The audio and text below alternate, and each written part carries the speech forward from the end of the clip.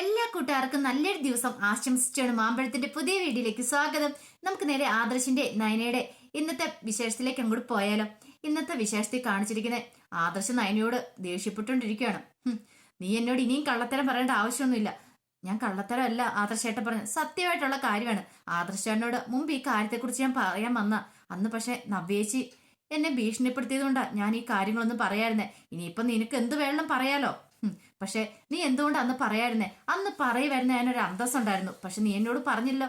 ഇനിയിപ്പൊ ആ കാര്യം പറഞ്ഞിട്ട് നീ ഇവിടെ വെറുതെ നിൽക്കണ്ട. നീ ഇനിയിപ്പൊ എത്ര ഇവിടെ നിന്നെന്ന് പറഞ്ഞാലും എന്റെ മനസ്സിൽ നിനക്കൊരു സ്ഥാനം ഉണ്ടാവില്ല.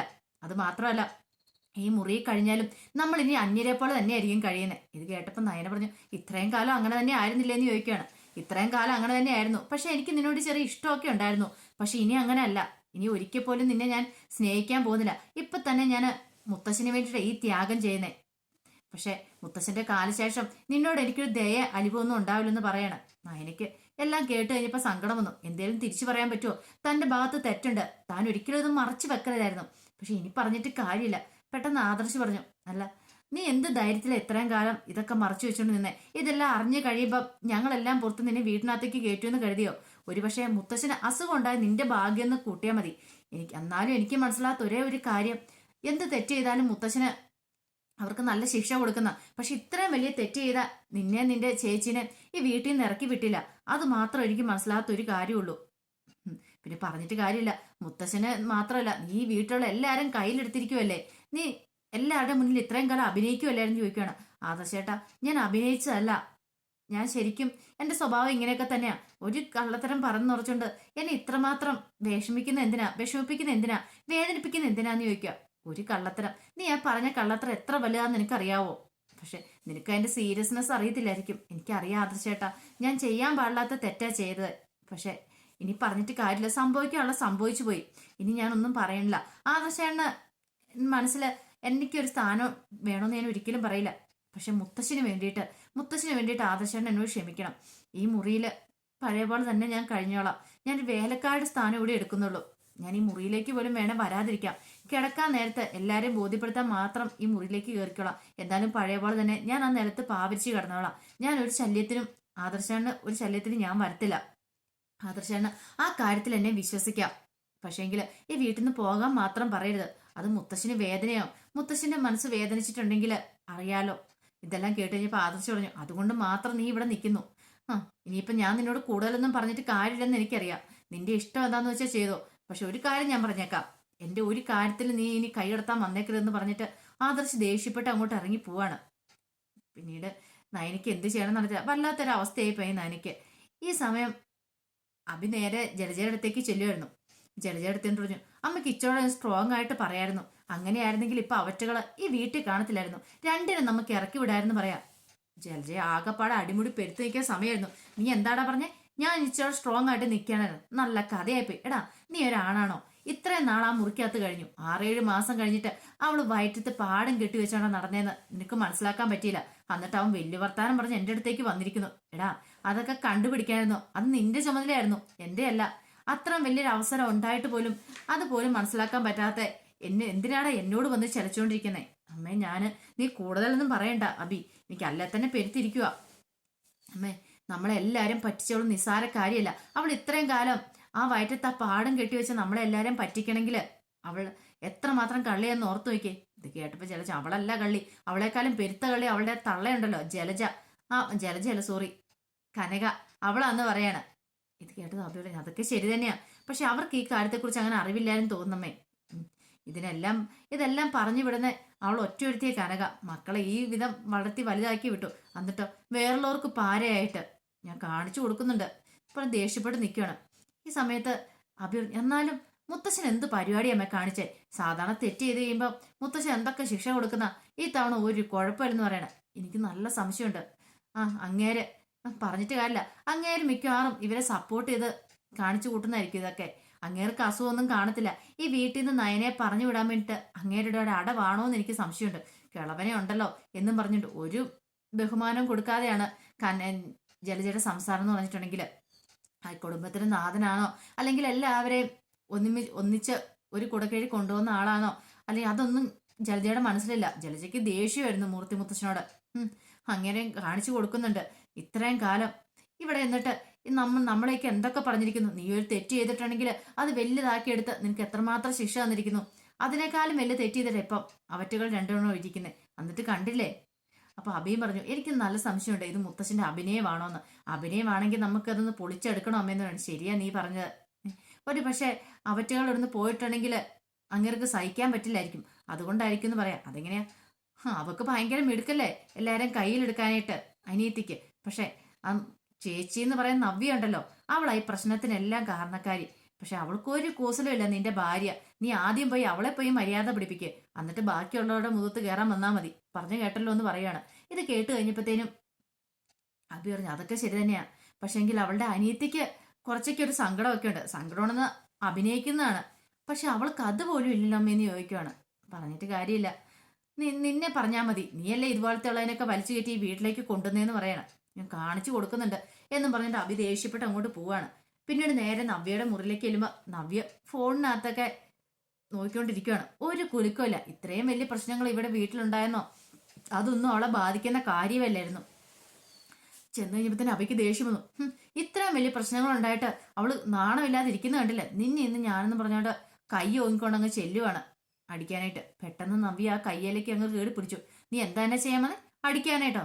ചൊണയുണ്ട അടിക്കടാ. നവ്യ ആരാ നിന്നെ കാണിച്ചു തരുന്നതാണ്. കയ്യെ കയറി പിടിക്കുന്ന ഒരിക്കലും അബി പ്രതീക്ഷ കാര്യമല്ലത്. പെട്ടെന്ന് അബിയുടെ കയ്യും കൂടെ താണു. അല്ല, നിനക്ക് എന്നെ അടിക്കാൻ യോഗ്യതയുള്ള ഇപ്പൊ എന്റെ അനിയത്തി എന്നെ അടിച്ചു. പക്ഷെ അവൾക്ക് അതിനുള്ള അർഹതയുള്ളതുകൊണ്ടാ ഞാനത് കൊണ്ടുകൊണ്ട് നിന്നേ. പക്ഷെ നീ അത് ചെയ്താൽ ഞാനത് കൊണ്ടുകൊണ്ട് നിൽക്കില്ല. എന്നെക്കാളും വലിയ തെറ്റ് ചെയ്തവനാ നീ. എന്നിട്ടാണ്ടാ യാതൊരു കുലുക്കുമില്ല നീ നിൽക്കുന്നേ. ദേ നീ കാണിച്ച ചതിയുണ്ടല്ലോ. നീ എന്നെ സ്നേഹിച്ച് വഞ്ചിച്ചിട്ട് കളഞ്ഞിട്ട് പോകാൻ വേണ്ടി തീരുമാനിച്ചവനല്ലേ. എന്നിട്ട് പിന്നെ ഞാൻ നിന്റെ ജീവിതത്തിലേക്ക് ഇങ്ങനെ ഒരു കള്ളത്തരം പറഞ്ഞ് വന്നില്ലായിരുന്നെങ്കിൽ നീ എന്നെ ഉപേക്ഷിക്കില്ലായിരുന്നോടാ. അതും പോരാഞ്ഞിട്ട് വീണ്ടും നീ എന്റെ മേക്കിട്ട് കയറാൻ വന്നാണ്ടല്ലോ. ദേ നവ്യയുടെ തനി സ്വരൂപം നീ കാണുമെന്ന് പറയാണ്. ഇത് കേട്ടോ അപേക്ഷിച്ച് നീ എന്നെ എന്ത് ചെയ്യും? നീ എന്നെ തല്ലി നോക്ക്. ഞാനേ കോടതി കൊണ്ട് കേസ് കൊടുക്കും. പിന്നെ നീ ഇരുമ്പഴിക്കുള്ളിൽ കിടക്കുമെന്ന് പറയണം. ഇത് വിട്ട് അഭി പ്രതീക്ഷിച്ച കാര്യമല്ല. എന്നിട്ട് പറഞ്ഞു, നീ എന്താ വിചാരിച്ചു വെച്ച് എന്നെ കുറിച്ച്? നീ എന്ത് കാണിച്ചാലും ഞാൻ അതെല്ലാം കുമ്പിട്ടെന്ന് കേട്ട് നിൽക്കുമെന്നോ? അതിന് ഞാനേ നയനയല്ല നവ്യ, അറിയാവോ? എനിക്ക് എന്തായാലും എനിക്കിട്ട് കിട്ടിയാൽ അതിന്റെ ഇരട്ടിയായിട്ട് ഞാൻ തിരിച്ചു കൊടുക്കുന്ന സ്വഭാവം എനിക്ക്. അതുകൊണ്ട് എന്റെ അടുത്ത് നിന്റെ അഭ്യാസം ഒന്നും നടക്കത്തില്ല. പറഞ്ഞു കേട്ടല്ലോ. ഞാൻ ഇവിടെ നിന്റെ ഭാര്യയായിട്ട് തന്നെ ഈ വീട്ടിൽ തുടരും. ഇനി ഈ വീട്ടിൽ നിന്ന് ഇറങ്ങിപ്പോകാനും പോകുന്നില്ല. അങ്ങനെ എന്തെങ്കിലും ലക്ഷ്യം നിന്റെ മനസ്സിലുണ്ടെങ്കിൽ എന്നെ വീട്ടിൽ നിന്ന് ഇറക്കി വിടാന്ന് ഒരിക്കലും നടക്കാൻ പോകുന്നില്ല അബി. അതിനി നീയും നിന്റെ അമ്മയും എത്രയൊക്കെ കടഞ്ഞ് പരിശ്രമിച്ചാലും നടക്കാൻ പോകുന്ന കാര്യമല്ലെന്ന് പറയണം. അബിക്ക് മനസ്സിലായി ഇവളോട് പറഞ്ഞിട്ട് ഒരു കാര്യമില്ല. ഇവൾ ഈ വീട്ടിൽ നിന്ന് ഇറങ്ങി പോവില്ല. അതുകൊണ്ട് ഇനിയിപ്പം ഇവിടെ നിന്നിട്ട് ഒരു കാര്യമില്ലെന്ന് മനസ്സിലായിട്ട് അബി എന്ത് ചെയ്യണം? ദേഷ്യപ്പെട്ട് പുറത്തേക്ക് അങ്ങോട്ട് ഇറങ്ങി പോവാണ്. ഈ സമയം നയനയാണെങ്കിൽ പുറത്തോട് സങ്കടപ്പെട്ട് നടക്കുമായിരുന്നു. ഓർത്തിട്ട് ഒരു സമാധാനം കിട്ടുന്നില്ല. ആദർശേട്ടൻ പറഞ്ഞ കാര്യങ്ങളൊക്കെയാ മനസ്സിൽ ഒരിക്കലും നീ ഉണ്ടാവില്ല. അതൊക്കെ ഓർത്തപ്പോൾ തന്നെ സങ്കടം സഹിക്കാൻ പറ്റുന്നുണ്ടായിരുന്നില്ല. ഈ സമയം ജാനകി അങ്ങോട്ട് വരുന്നേ. ജാനകി വന്നിട്ട് ചോദിച്ചു, നീ എന്താ മോളെ ഇവിടെ ഇരിക്കുന്നേ? അതെ, മുത്തശ്ശനും മുത്തശ്ശിയൊക്കെ ഫുഡ് എടുത്ത് കൊടുക്കണ്ടേന്ന് ചോദിക്കണം. അതെ, ചെറിയമ്മ കൊണ്ട് കൊടുത്തു, ഞാൻ വരുന്നില്ല എന്ന് പറയണം. ആ എന്താ? അല്ല, അവർക്ക് എന്നോട് ദേഷ്യം കാണത്തില്ലേ? ആർക്കൊക്കെ ദേഷ്യം ഉണ്ടെങ്കിലും അവർക്ക് നിന്നോട് ദേഷ്യം കാണത്തില്ല. പിന്നെ ആദ്യം ഇത് കേട്ട് കഴിഞ്ഞപ്പോൾ എനിക്ക് നിന്നോട് ദേഷ്യമൊക്കെ തോന്നിയായിരുന്നു. പക്ഷെ എനിക്കറിയാം നിന്റെ മനസ്സ്. നീ നിന്റെ ചേച്ചിക്ക് വേണ്ടിയിട്ടല്ലേ ഈ ത്യാഗം ചെയ്തേ. ആരൊക്കെ മനസ്സിലാക്കിയില്ലെങ്കിലും നിന്നെ മുത്തശ്ശി ഞാനൊക്കെ മനസ്സിലാക്കും. അതുകൊണ്ട് ധൈര്യമായിട്ടിരിക്കുക. ഒരബദ്ധം പറ്റി. അബദ്ധം എന്ന് പറഞ്ഞിട്ടുണ്ടെങ്കിൽ നീ നിന്റെ അനിയത്തിയുടെ രക്ഷയ്ക്ക് വേണ്ടി ചെയ്തതാ. അതിപ്പോ നിന്റെ സ്ഥാനത്ത് ആരാണെങ്കിലും ഇങ്ങനെയൊക്കെയല്ലേ ചെയ്യത്തുള്ളൂ. അതോർത്ത് മോള് വിഷമിക്കണ്ട കേട്ടോ. പിന്നെ ആദർശ് അവനാ കുറച്ചു നാളത്തിലുള്ള ദേഷ്യമൊക്കെ കാണത്തുള്ളൂ. അത് കഴിയുമ്പോൾ അതും കൂടെ മാറിക്കോളും. പിന്നെ നിങ്ങൾ സന്തോഷകരമായിട്ട് ജീവിക്കും. അല്ലെങ്കിൽ തന്നെ ഇപ്പം അച്ഛന്റെ അവസ്ഥ അറിയാലോ. അച്ഛന് സന്തോഷം കൊടുക്കണം നമ്മളല്ലേ. ഇപ്പൊ നീ ഇങ്ങനെ ഇരുന്നിട്ടുണ്ടെങ്കിൽ എല്ലാവർക്കും സങ്കടം. എല്ലാവർക്കും എന്ന് പറഞ്ഞാൽ മുത്തശ്ശനും മുത്തശ്ശിക്ക് എല്ലാവർക്കും സങ്കടം ആവില്ലേ. അതോർത്ത് നീ വിഷമിച്ചിരിക്കില്ലേ. വന്ന് ആഹാരം എടുത്തു കൊടുക്കാൻ പറയണം. ചെറിയമ്മ ഞാൻ കൂടുതലൊന്നും പറയണ്ട, ആഹാരം കൊണ്ടേ കൊടുക്കാൻ പറയണം. അങ്ങനെ നയന അകത്തേക്ക് പോയിട്ട് മുത്തശ്ശനും മുത്തശ്ശിയുള്ള ആഹാരമൊക്കെ എടുത്തിട്ട് മുറിയിലേക്ക് ചെല്ലുവാണ്. അതോടെ കൊണ്ടു വെച്ച് കഴിഞ്ഞപ്പോഴത്തേനും മുത്തശ്ശനോട് ഞാൻ ആഹാരം എടുക്കട്ടേന്ന് ചോദിക്കുകയാണ്. എടുത്തോളാൻ പറയാണ്. അപ്പം മുത്തശ്ശി പറഞ്ഞു, അല്ല മോള് കഴിച്ചോന്ന് ചോദിക്കുകയാണ്. എനിക്ക് വേണ്ട, ഞാൻ പിന്നെ കഴിച്ചോളാന്ന് പറയാണ്. അപ്പം പറഞ്ഞു, അതെ എന്നാൽ മുത്തശ്ശിക്കൂടെയുള്ള ആഹാരം എടുത്തേക്കാൻ മുത്തശ്ശൻ പറയാണ്. പെട്ടെന്ന് തന്നെ നയനി ചോദിച്ചു, അല്ല മുത്തശ്ശന് കുഴപ്പമൊന്നുമില്ല അല്ലേന്ന് ചോദിക്കുകയാണ്. അതെന്താ അങ്ങനെ പറഞ്ഞേ? ഒന്നുമില്ല. എന്നോട് ദേഷ്യമുണ്ടോ മുത്തശ്ശനെന്ന് ചോദിക്കുകയാണ്. ഞാൻ എന്തിനാ മോളോട് ദേഷ്യപ്പെടുന്നേ? എനിക്കറിയാലോ മോളുടെ മനസ്സ്. ഇവിടെ ആരൊക്കെ പറഞ്ഞെന്ന് പറഞ്ഞാലും ഞാൻ മോളെ ഒരിക്കലും അവിശ്വസിക്കാൻ പോകുന്നില്ല. മോളുടെ മനസ്സിന്റെ നന്മ കൊണ്ടാ മോൾക്ക് ഇങ്ങനെ ഒരു ജീവിതം കിട്ടിയത് തന്നെ. ആദർശ്, എനിക്ക് അവനെക്കുറിച്ച് എല്ലാം അറിയാം. പതുക്കപ്പത്തേയൊക്കെ അവൻ നന്നായിക്കോളും. മോള് അവന്റെ കാര്യം ഓർത്ത് ഒന്നും ടെൻഷൻ അടിക്കണ്ട കേട്ടോ. മുത്തശ്ശൻ പണ്ട് നിന്നോട് പറഞ്ഞിട്ടില്ലേ, അതുപോലെ തന്നെ ഇപ്പോഴും എനിക്ക് നിന്നോട് പറയാനുള്ളത്. മോൾ ഈ വീട്ടിലേക്ക് കയറി വന്നതിന് ശേഷം ഈ വീടിന്റെ ഒരു വിളക്ക് തന്നെയാണ്. ആ വിളക്ക് ഊതിക്കടത്താൻ ആര് ശ്രമിച്ചാലും ഞാൻ അതിനെ തടയുള്ളൂ. അതിപ്പോ ആർക്കും മനസ്സിലാവില്ല. പിന്നീട് ഒരിക്കലും എല്ലാവരും മോളുടെ നന്മ മനസ്സിലാക്കുമെന്ന് പറയാണ്. പിന്നെ മുത്തശ്ശൻ എന്ത് ചെയ്യാണ്? മുത്തശ്ശൻ പറഞ്ഞു, അല്ലെങ്കിൽ മുത്തശ്ശിക്കുള്ള ആഹാരം എടുക്കണ്ട കേട്ടോ, ഞാൻ കൊടുത്താളാന്ന് പറഞ്ഞിട്ട് മുത്തശ്ശൻ എന്ത് ചെയ്യാണ്? മുത്തശ്ശന് കിട്ടിയ ആഹാരത്തിൽ കൂട്ട് ഇത് കഴിക്കാനും പറഞ്ഞ് മുത്തശ്ശിയുടെ നേരെ നീട്ടുവാണ്. ഇത് കണ്ട മുത്തശ്ശി പറഞ്ഞു, വേണ്ട, ഞാൻ പിന്നെ എടുത്ത് കഴിച്ചോളാം. എടോ കഴിക്കടോ, ഇതെന്താ ഇങ്ങനെ? നാണിക്കേണ്ട ആവശ്യമൊന്നുമില്ല. നമ്മളിപ്പം ഇച്ചിരി ആഹാരം പങ്കിട്ടെന്നോർത്ത് ഒന്നും സംഭവിക്കാൻ പോകുന്നില്ല. ഇപ്പോഴത്തെ കല്യാണം കഴിഞ്ഞൊന്നും കുട്ടികൾക്ക് ഇല്ലാത്ത മെന്റാലിറ്റി ഇതൊക്കെ. ഇപ്പോഴും അവരുടെ സ്വന്തം കാര്യം മാത്രം നോക്കി നടക്കും. പക്ഷേങ്കില് അങ്ങനെയല്ല വേണ്ടത്. ഒരു പാത്രത്തിലുണ്ട്, ഒരു പായൽ കിടന്നുറങ്ങണം എന്നല്ലേ പറയണേ. അതാ വേണ്ട. അതിന് പ്രായവും പരിധി അങ്ങനെയൊന്നും ഇല്ലാന്ന് പറയണേ. അങ്ങനെ മുത്തശ്ശിക്ക് ഒരു സ്പൂണിന് അല്പം കഞ്ഞി കോരി കൊടുക്കുകയാണ്. മുത്തശ്ശി പറഞ്ഞു, ഞാൻ കഴിച്ചോളാം എന്നൊക്കെ പറയുന്നുണ്ട്. പക്ഷെ മുത്തശ്ശൻ അതൊന്നും കാര്യമാക്കുന്നില്ല. പിന്നീട് നയനയോട് പറഞ്ഞു, നീയും ആദർശമായിട്ട് നന്നായിട്ട് ജീവിക്കുന്ന കണ്ടിട്ട് കണ്ണടയ്ക്കണം എന്നായി മുത്തശ്ശന്റെ ആഗ്രഹം എന്ന് പറയാണ്. ഈ സമയം നയന പറഞ്ഞു, അതെ, ആദർശനെ കുറ്റം പറഞ്ഞിട്ട് കാര്യമില്ല മുത്തശ്ശ. ആദർശന്റെ സ്ഥാനത്ത് ആരാണെങ്കിലും ഇങ്ങനെയൊക്കെ പറയുള്ളൂ, പ്രവർത്തിക്കുകയും ചെയ്യത്തുള്ളൂ. അതൊന്നും സാരമില്ല മോളെ എന്ന് പറഞ്ഞുകൊണ്ടിരിക്കുന്ന സമയത്ത് ആദർശം അങ്ങോട്ട് കയറി വരുന്നേ. ആദർശനെ കണ്ടത് മുത്തശ്ശൻ പറഞ്ഞു, ഇപ്പൊ നിന്നെക്കുറിച്ചായിരുന്നു ഞങ്ങൾ സംസാരിച്ചുകൊണ്ടിരുന്നേ. നീ വന്നത് നന്നായി. ഇനിയിപ്പം നയനമോളെ ഇനി കുറ്റപ്പെടുത്തേണ്ട ആവശ്യമില്ല. അവള് പറഞ്ഞ കാര്യങ്ങളൊക്കെ അറിഞ്ഞിട്ടുണ്ടായിരിക്കുമല്ലോ. അവൾ ഒരു തെറ്റും ചെയ്തിട്ടില്ല. ഇനിയിപ്പോൾ ആ പേരും പറഞ്ഞ് നിങ്ങൾ തമ്മിലൊരു വഴക്ക് വേണ്ടെന്ന് പറയണം. ഇത് കേട്ടുകഴിഞ്ഞപ്പോൾ ആദർശൻ, എനിക്ക് ആരോടും ഒരു വഴക്കില്ലെന്ന് പറയണം. അല്ല, തെറ്റ് ചെയ്യാത്തവരാരെങ്കിലും ഈ ലോകത്തുണ്ടോ ആദർശൻ? നീ ഒന്ന് ഓർത്ത് നോക്കി. നീ തെറ്റ് ചെയ്തിട്ടില്ലെന്ന് ചോദിക്കുകയാണ്. നീ കള്ളത്തരം പറഞ്ഞിട്ടില്ലെന്ന് ചോദിക്കുക. അല്ല മുത്തശ്ശൻ, ഞാൻ അറിഞ്ഞുകൊണ്ട് കള്ളത്തരം ഒന്നും പറഞ്ഞിട്ടില്ല എന്ന് പറയണം. ഞാൻ എപ്പോഴാ കള്ളത്തരം പറഞ്ഞേ? അതൊന്ന് പറയാൻ പറയണം. പെട്ടെന്ന് മുത്തശ്ശൻ പറഞ്ഞു, അത് നമ്മളാരും പറഞ്ഞു തരേണ്ട ആവശ്യമില്ല, നിനക്ക് തന്നെ ചിന്തിക്കാവുന്ന കാര്യമുള്ളൂ. മുത്തശ്ശിയുടെ മനസ്സിൽ അന്ന് ആ പേപ്പറൊക്കെ എടുത്ത് വായിച്ചിട്ട് നയനെ വീട് വിട്ടു പോയതും ക്ഷേത്രത്തിൽ പോയി ഇരുന്നതായ കാര്യങ്ങളൊക്കെ ആയിരുന്നു. അപ്പം മുത്തശ്ശനോട് നയനെ ഇഷ്ടമാന്ന് പറഞ്ഞിട്ട് ആദർശ് മനസ്സിൽ വേറെന്നാ കൊണ്ടു നടക്കുന്നതെന്ന് അവർക്ക് രണ്ടുപേർക്കും നന്നായിട്ടറിയാം. അതുദ്ദേശിച്ചാണ് മുത്തശ്ശൻ പറഞ്ഞത്. അതുകൊണ്ട് നീയും കള്ളത്തരം കാണിച്ചിട്ടുണ്ട്, പറഞ്ഞിട്ടുമുണ്ട്. അതുകൊണ്ട് ഇനിയിപ്പോൾ അതിനെക്കുറിച്ചൊന്നും പറഞ്ഞ് നയനെ വേദനിപ്പിക്കേണ്ട ആവശ്യമില്ല. ഉള്ള സമയം രണ്ടുപേരും നന്നായിട്ട് ജീവിക്കാൻ ശ്രമിക്കാൻ പറയാണ്. ഇത് കേട്ടപ്പോൾ ആദർശ് പറഞ്ഞു, കുഴപ്പമൊന്നുമില്ല, ഞങ്ങൾ നന്നായിട്ട് ജീവിച്ചോളാന്ന് ഒരൊഴുക്കം മട്ടിൽ പറഞ്ഞിട്ട് അങ്ങോട്ട് ഇറങ്ങി പോവാണ്. നയനിക്ക് കാര്യം മനസ്സിലായി. ഇപ്പോഴും ദേഷ്യങ്ങളൊന്നും മാറിയിട്ടില്ലെന്ന്.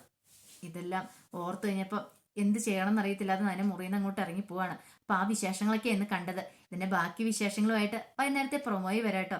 വീഡിയോ ഇഷ്ടപ്പെട്ടെങ്കിൽ ലൈക്ക് ചെയ്യാൻ മറക്കരുതേ. അതോടൊപ്പം തന്നെ ആദ്യമായിട്ട് കാണുന്നവരാണെങ്കിൽ സബ്സ്ക്രൈബ് ചെയ്യാനും മറക്കരുത് കേട്ടോ. ഒരിക്കൽ കൂടി എല്ലാവർക്കും നല്ലൊരു ദിവസം ആശംസിച്ചു നിർത്തുന്നു. നന്ദി.